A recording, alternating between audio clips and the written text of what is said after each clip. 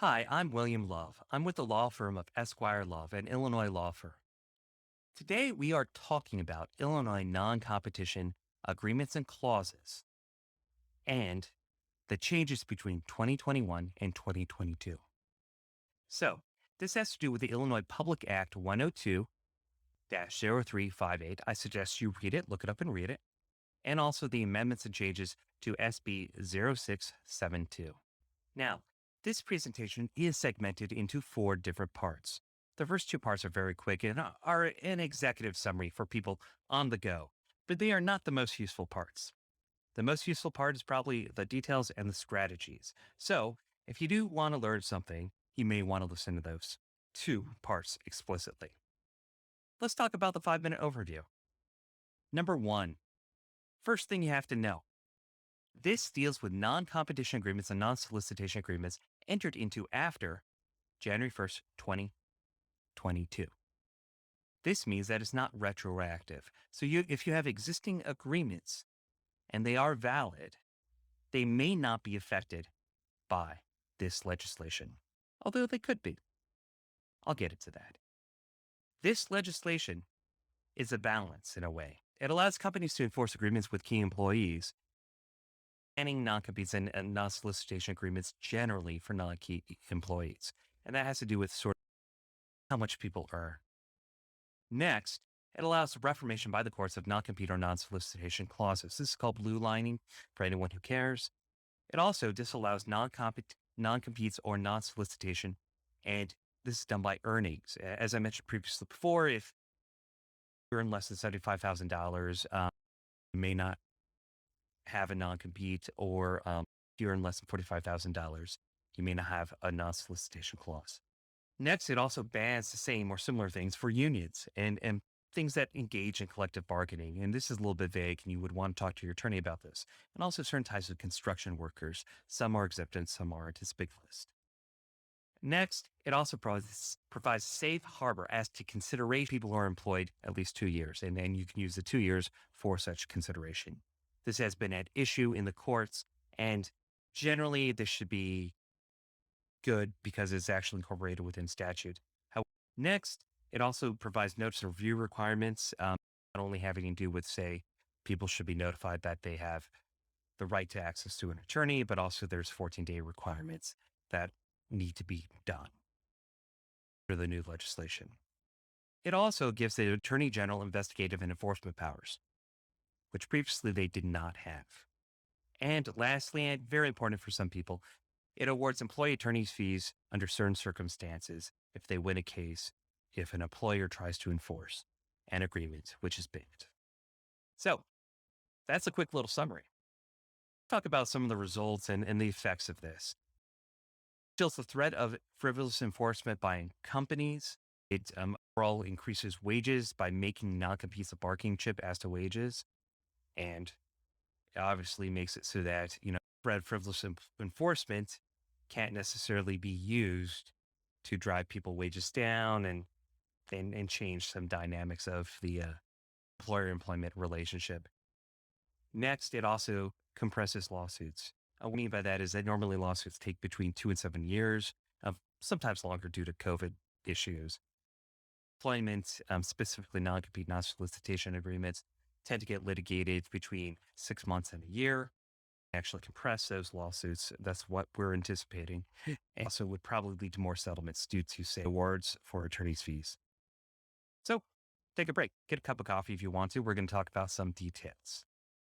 So first is litigation enforcement risks. We mentioned two important things that should be recognized in litigation enforcement risks. Number one is that employer could be liable for all costs and reasonable attorney's fees regarding a claim to enforce a covenant not to compete or a covenant not to solicit.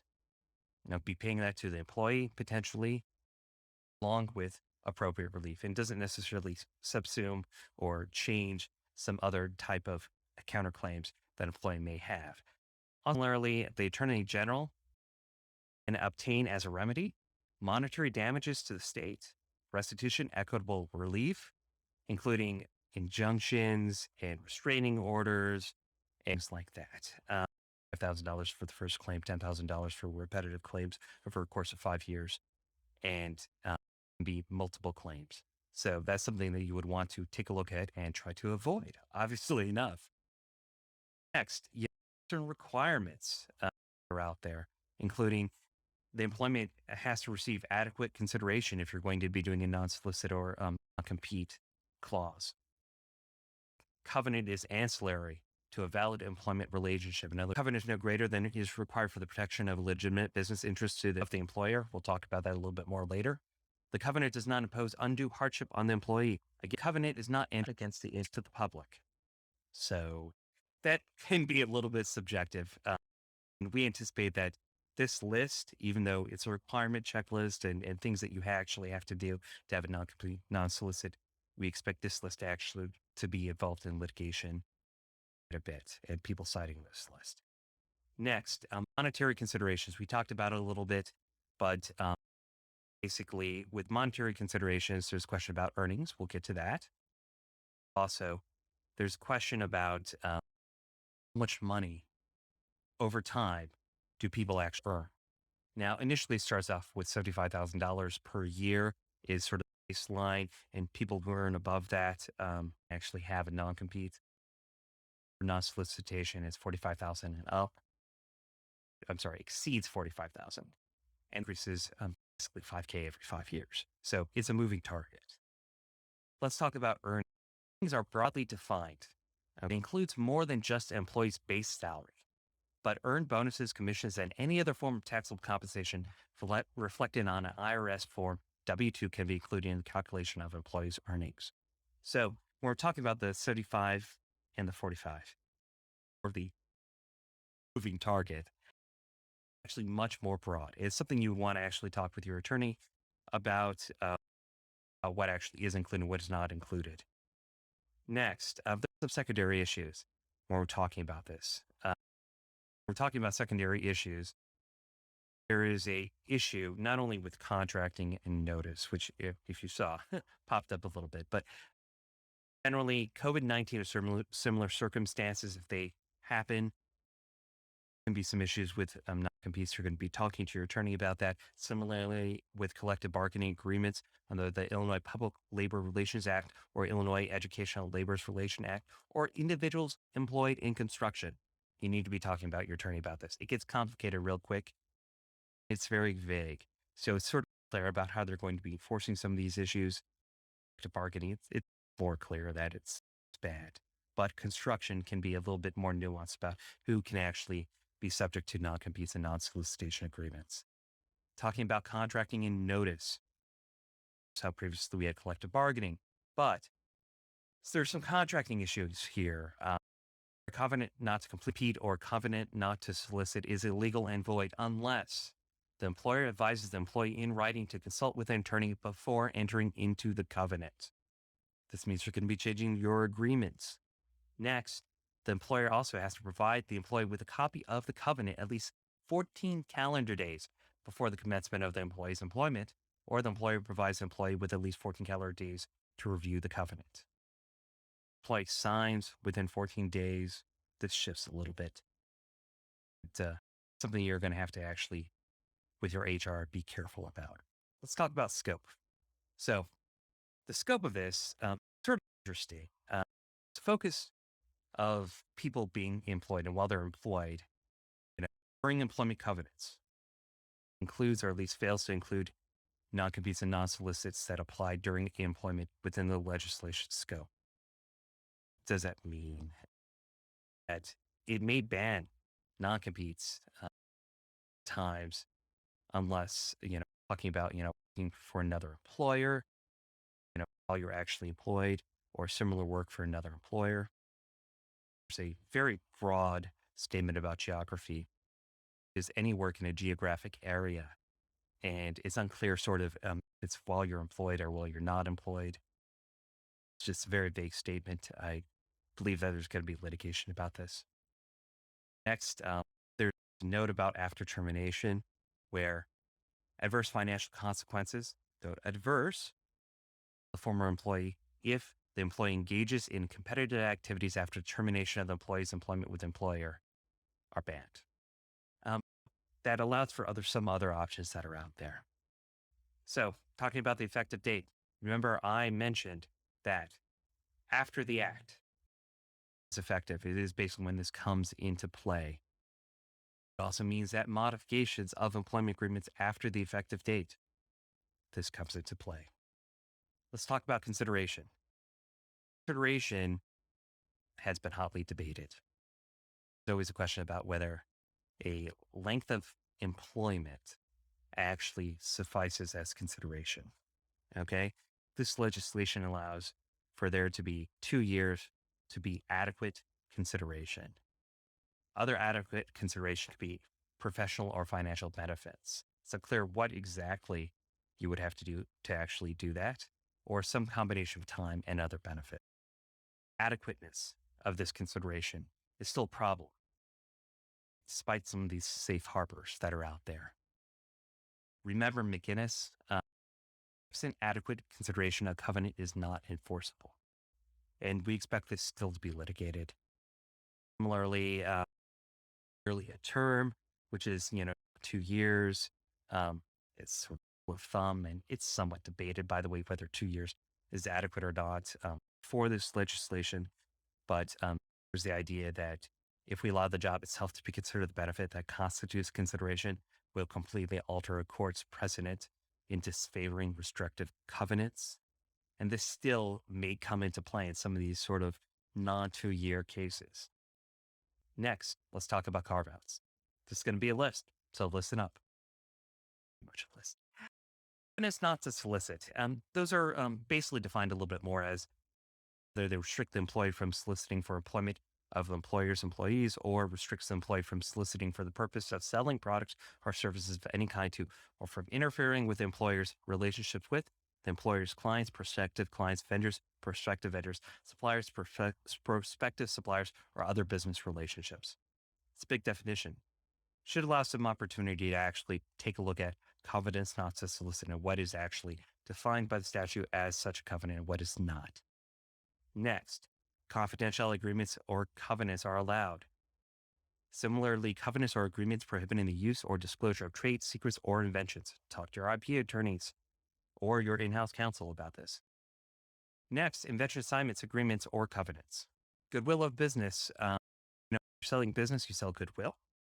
Or if you otherwise acquire or dispose of ownership interest, these types of covenants or covenants not to compete connected with this are allowed.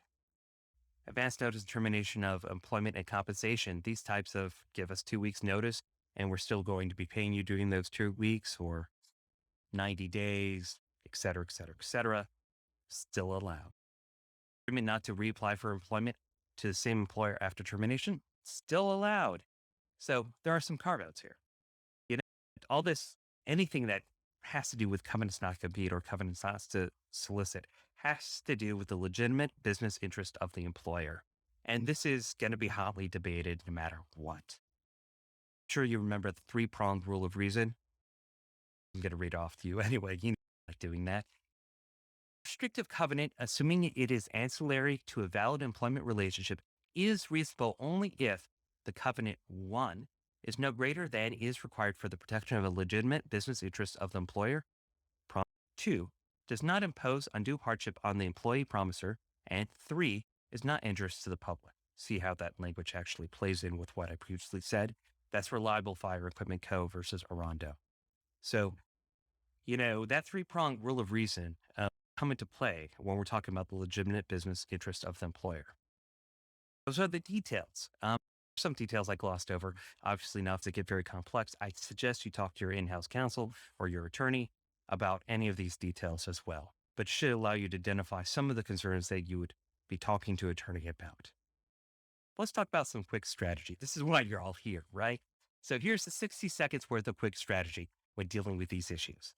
Number 1, update your existing agreements before your effective date. In other words, before this becomes effective, if you update your agreements, it is likely, although I'm not promising anything, it is likely that the new legislation will not apply to this, assuming that existing agreements are actually valid.